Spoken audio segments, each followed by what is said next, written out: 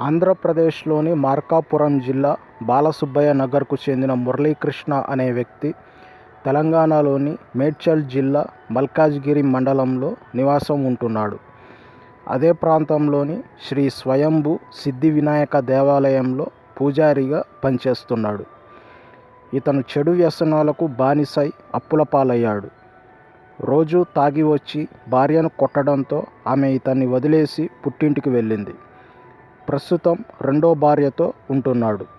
పిల్లలు లేరు. ఆర్థిక ఇబ్బందుల నుండి ఎలా గట్టెక్కాలని రోజు ఆలోచిస్తూ ఉండేవాడు. మురళీకృష్ణ ఒక విషయాన్ని గుర్తించాడు. ఒక మహిళ రోజు సాయంత్రం గుడికి వచ్చి దేవుణ్ణి దర్శించుకోవడం చూశాడు. ఒకరోజు ఆమెతో మాట కలిపాడు.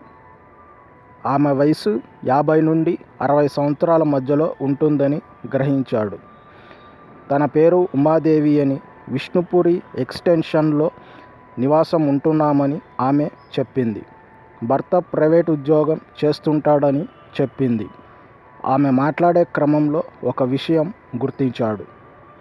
ఆమె ఒంటి నిండా బంగారు ఆభరణాలు ఉండడాన్ని గుర్తించాడు.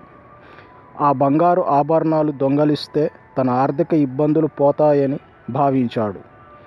మురళీకృష్ణ తన భార్య మంగళసూత్రాలను కూడా తాకట్టు పెట్టి ఆ డబ్బుతో ఇల్లు నెట్టుకొస్తున్నాడు.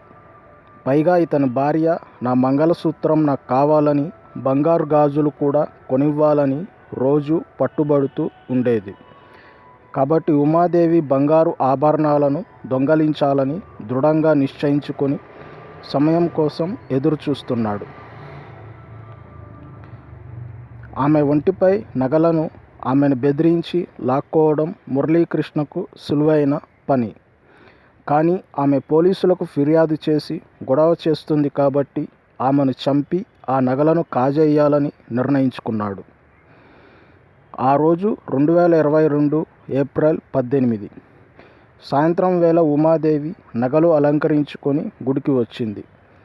ఆ రోజు ఆమె వచ్చిన సమయానికి గుడిలో ఒకరిద్దరు భక్తులు తప్ప ఎవ్వరూ లేరు. వారు కూడా వెళ్ళిపోయాక ఉమాదేవి దగ్గరికి వెళ్ళి మాట కలిపాడు.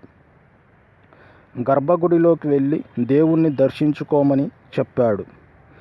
ఆమె గర్భగుడిలోకి వెళ్ళి దర్శనం చేసుకుంటూ ఉండగా వెనక నుండి వెళ్ళి ముందే తెచ్చిపెట్టుకున్న ఇనుప రాడ్డుతో ఆమె తల మీద బలంగా పలుమార్లు కొట్టాడు.